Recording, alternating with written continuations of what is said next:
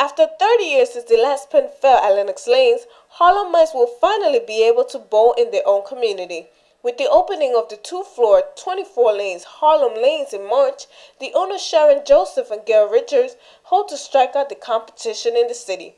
Sharon Joseph, the CEO of Harlem Lanes, felt it was time to bring bowling back to Harlem, where she grew up and was inspired to start her business. We are so excited about joining the landscape of current businesses in Harlem, and more importantly, just being an example for the young people in Harlem that you can go off to school and you can follow your dreams and you can make it happen. All excitement aside, the owners of Harlem Lanes realize that turning up a profit in a community that's still economically growing is not easy. Nonetheless, Harlem Lanes owners are still looking forward to the challenge of joining other successful Harlem entrepreneurs. Harlem has a rich history of culture, of entrepreneurs, of people who have been trailblazers, and I think that we are just inspired by that, and just to be part of that landscape is an awesome, awesome opportunity, and we are just looking forward to be included in that long line of people who have come out of here and have been trailblazers. The state-of-the-art Harlem Lanes is located in the heart of Harlem at West 126th Street and 7th Avenue, right across the Adam Clayton Powell Jr. State Building.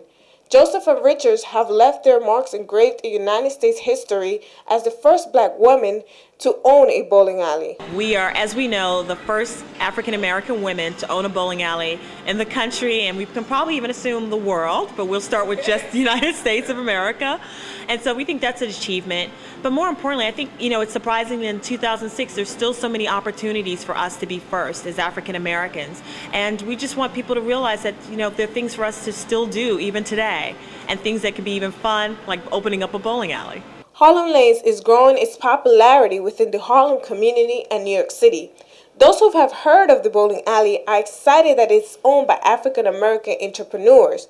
Some, like Sabajero, recognize how important it is to support African American businesses. I think people of color, they like to support, other people of color. So I think it is a good, I'll go now that you told me that. I probably would have gone anyway, but now that you told me that, I would like to support, another person of color. That is what Sharon Joseph hopes the rest of the community will do.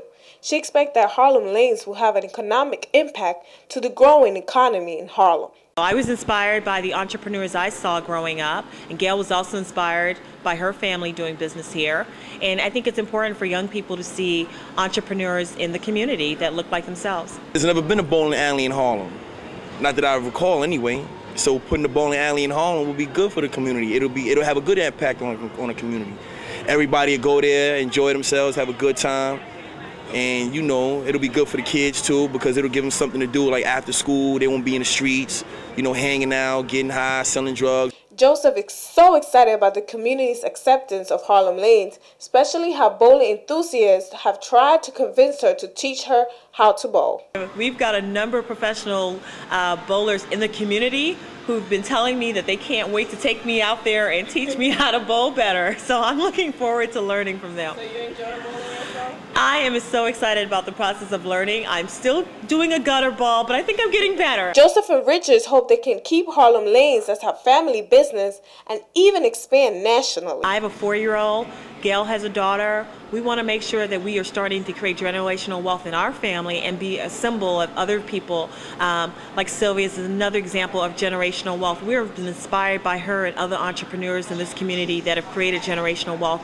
Joseph has no doubts that Harlem Lanes will create the stepping stone for other businesses in Harlem. It took Joseph and Richards 4 years to make their fantasy of $5 million worth reality, but Joseph is joyous that their dream finally came true. By opening Harlem Lanes, we hope that we will be a symbol of the possibilities of dreaming beyond what people expect of you. I think young people in our community are limited by what other people expect of them, and we want them to know that anything is possible. You just have to go out there and be persistent and dream big.